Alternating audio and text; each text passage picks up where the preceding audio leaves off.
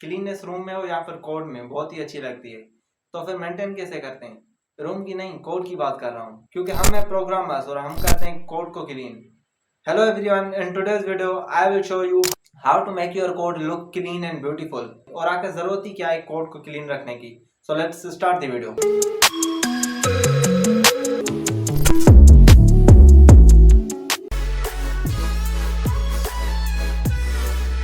यार देखो, बात अगर रियल लाइफ की हो तो फिर अगर तुम्हारे रूम में बहुत ज़्यादा गंदगी होगी या फिर तुम्हारे घर में, मैं छोटे भाई की बात नहीं कर रहा, तो फिर तुम्हारा बैठने का बिल्कुल भी दिल नहीं करेगा।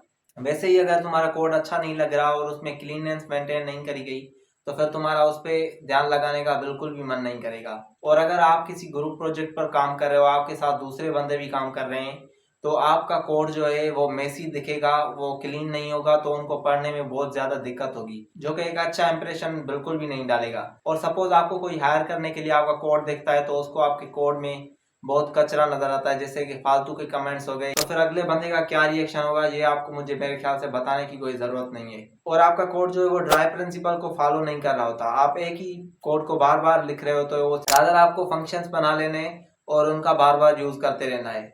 जहाँ पे भी उनको जरूरत पड़ी आपको यूज करने की, वहां पे आपको उनको कॉल करना है। और अगर सिंपल टर्म्स में मैं तुम्हें बताऊं तो हमें क्या करना है, कोड की रीडेबिलिटी बढ़ानी है, उसकी मेंटेनेबिलिटी बढ़ानी है। नेमिंग कन्वेंशन से आपकी कोड में बहुत ही ज्यादा कंसिस्टेंसी मेंटेन रहती है। मेनली 3 तरह के नेमिंग कन्वेंशन होते हैं, जिसमें से एक है कैमल केस जो कि कुछ इस तरह से दिखता है, और दूसरा है स्नेक केस जो कि कुछ इस तरह से दिखता है, और लास्ट वन जो कि पास्कल केस वो कुछ इस तरह से दिखता है। इनमें से आप कोई सा भी नेमिंग केस यूज कर रहे हो, मेक श्योर करो कि आप पूरे प्रोजेक्ट में वही नेमिंग केस यूज कर रहे हो, ताकि वो आपके कोड में जो है ना रीडेबिलिटी बहुत ही ज्यादा बढ़ाएगा। स्नेक केस मेनली वेरिएबल की नेमिंग के लिए यूज होता है, केमल केस जो है वो फंक्शन की नेमिंग के लिए, and the third one is pascal case जो कि मेनली जो है ना वो क्लासेस के लिए यूज होता है। चाहे कोई भी लैंग्वेज हो, वो ज्यादा से ज्यादा क्लासेस के अंदर यूज होता है। और स्नेक केस जो है वो मेनली सीएसएस के अंदर यूज होता है। आपने अगर मेरी नोट्स वाली वीडियो देखी है तो आप जरूर जानते होंगे कि मैं किस बारे में बात कर रहा हूँ।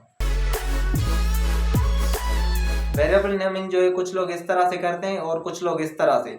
इनमें से अच्छा कौन सा है? ऑब्वियसली सेकंड वाला, जिसमें आपको क्लियरली पता चल रहा है कि इस वेरिएबल का नाम ये है तो इसकी मीनिंग क्या होगी। और पहले वाले के अंदर मुझे एक्स का बिल्कुल भी मतलब पता नहीं, तुम्हारे एक्स का क्या मतलब है, एक्स में अल्फाबेट की बात कर रहा हूँ। और सेकंड वाले में आपका क्लियरली लिखा हुआ है कि उसका मतलब क्या है, वो वेरिएबल खुद ही बता रहा है कि इसकी मीनिंग क्या है।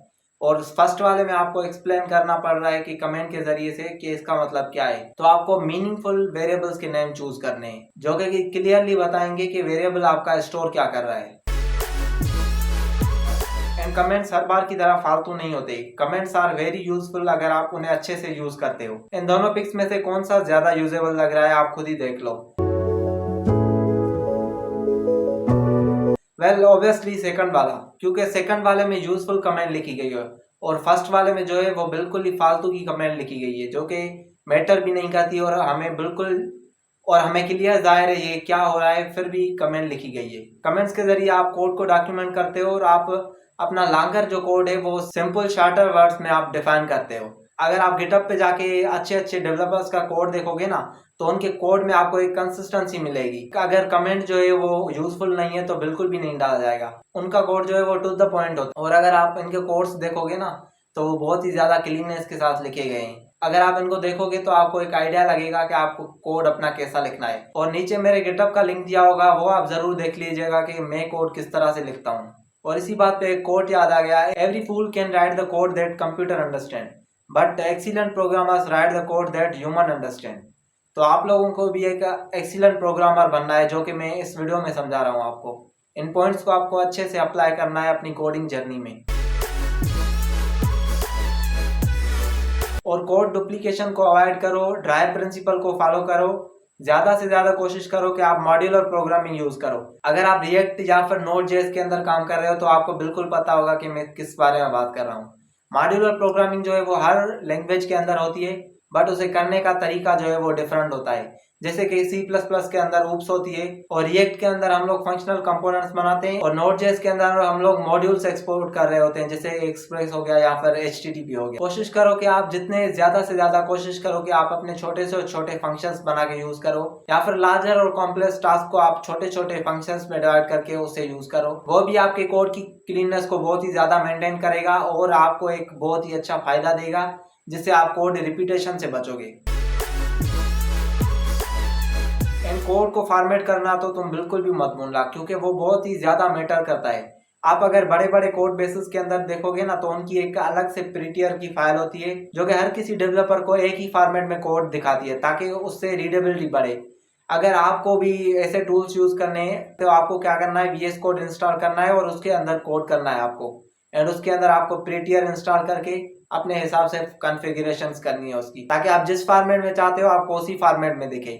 और अगर आप चाहते हो कि मैं जो टूल्स यूज करता हूँ अपनी प्रोडक्टिविटी को बढ़ाने के लिए और अपने काम को ज्यादा से ज्यादा मैक्सिमाइज करने के लिए, तो आप कमेंट में जरूर बताएं। आप लोगों को स्क्रीन पे ये पिक्स दिख रही होगी, इनमें से आपको देखना है कि कौन सा कोड अच्छा है। वेल ऑब्वियसली सेकंड वाला, उसमें आपको बहुत ही ज्यादा अच्छे से जो है कोड फॉर्मेट किया हुआ दिख रहा है, जो कि बिल्कुल ही रीडेबल है। और फर्स्ट वाला जो है उसको आप पढ़ तो लोगे बट बहुत ही ज्यादा मुश्किल से। So this was today's video and go now and make your code beautiful and subscribe to CWA for more content like this। and जाते जाते मिलते हैं नेक्स्ट वीडियो में, तब तक के लिए see you, bye bye।